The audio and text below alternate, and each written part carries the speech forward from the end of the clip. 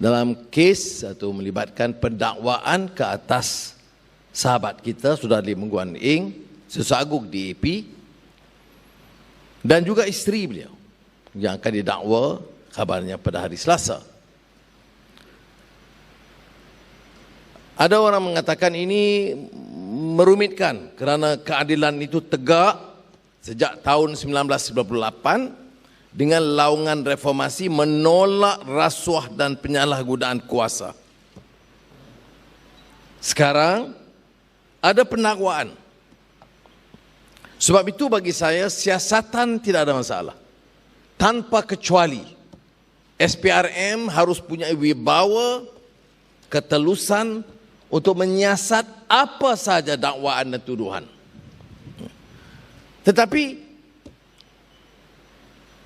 kita harus pastikan bahawa tindakan-tindakan itu bukan bermotif politik, bukan berbentuk penganiayaan. Malah dalam kes yang melibatkan Datuk Seri Najib dulu pun saya katakan kita lihat kepada fakta dan undang-undang, bukan vendetta politik. Kerana kadang-kadang laungan beberapa tokoh masa itu tidak lain dari kebencian demi kebencian ulang-ulang. Padahal bagi kita harus lihat kepada fakta dan undang-undang seperti mana yang diputuskan oleh hakim. Jadi ada orang samakan, Saudara Lim Guan Eng belum dihukum. Jangan samakan dengan kes yang dihukum berdasarkan fakta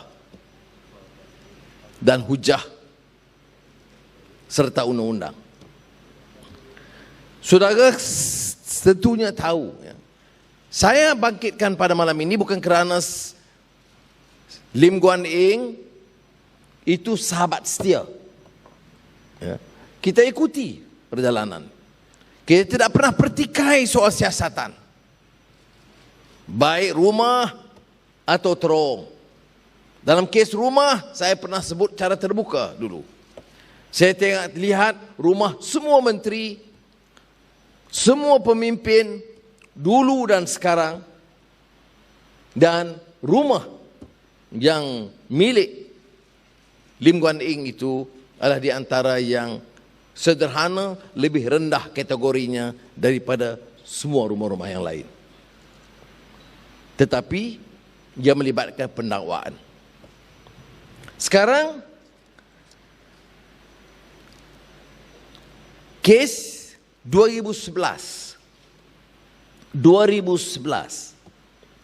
yang mengikut urusan tender terbuka biasa yang melibatkan kerajaan China dan kerajaan Malaysia, tanda tangani oleh syarikat dan dihadiri oleh Ketua Menteri pada ketika itu Lim Guan Eng di hadapan Perdana Menteri Tun Mahathir dan juga Perdana Menteri China.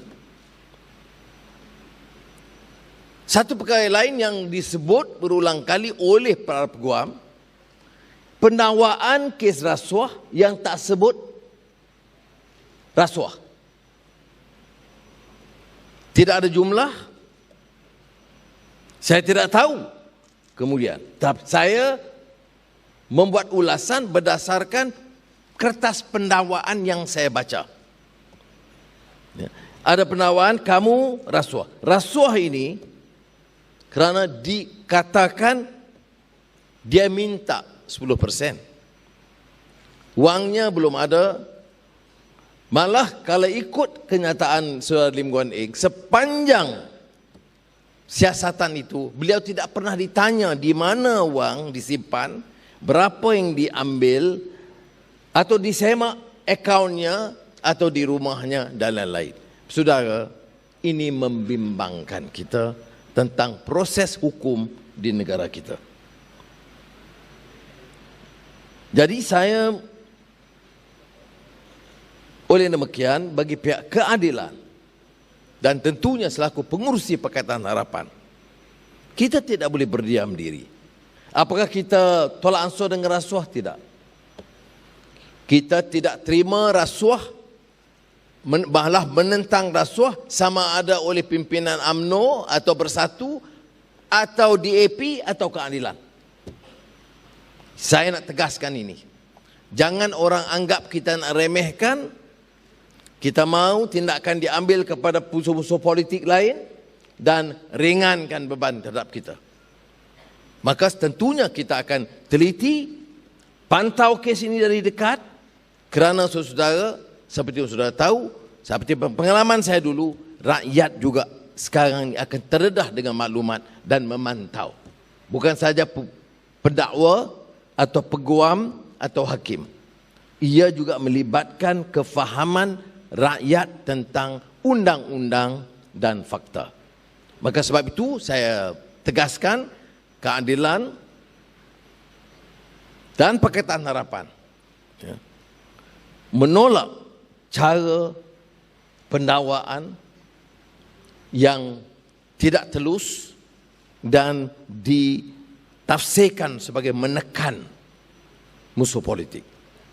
Saudara, yang lebih dikesalkan ialah pendakwaan terhadap isterinya. Apakah tak boleh dakwa? Boleh. Apakah tak boleh siasat? Boleh. Tetapi takkan tak boleh tunggu 1 hari untuk menahan.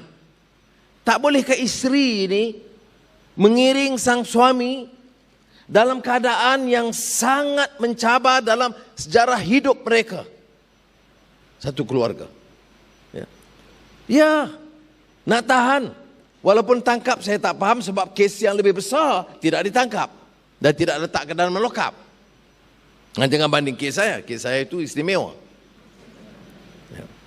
Tetapi saya rasa sangat sedih bila suami dihadapkan di mahkamah dengan pertuduhan yang besar dan isteri ditahan pada masa yang sama, padahal boleh tangguh 1 hari sudah, 1 hari, bukan nak lepaskan. Inilah malangnya keadaan dalam negara kita, saudara. Janganlah kita lihat ini dari sudut parti, lawan ke kawan ke, tetapi pertimbangan kemanusiaan ini harus ada. Apa pengajarannya kepada kita? Seandainya kita berkuasa sekalipun, janganlah hilang tunggak keadilan dan kemanusiaan. Itu pengajaran kepada kita dalam keadilan juga. Tunggak keadilan dan kemanusiaan, kerana itu juga tunggak parti kita. Jadi saya pada peringkat ini minta semua ahli-ahli keadilan memantau, menjelaskan, tentunya mengikuti kes. Saya tidak mau dikatakan prejudge, ini lawyer civil saudara. Tetapi kita berdasarkan apa yang dibentangkan kepada kita hari ini, ia amat merisaukan. Dan oleh itu parti dan PH akan turut bangkit, menyedarkan rakyat, dan yang lebih penting, menghentikan politik menindas, menekan mana-mana pihak sekalipun. Saudara, terkait dengan soal ini, yang lebih besar, kita lalui pendakwaan terpilih, penekanan, penyalahgunaan institusi yang menyebabkan kita tuntut reformasi ini. Sebab apa? Ini dah berjalan berdekade-dekade. Puluhan tahun kerja macam ini.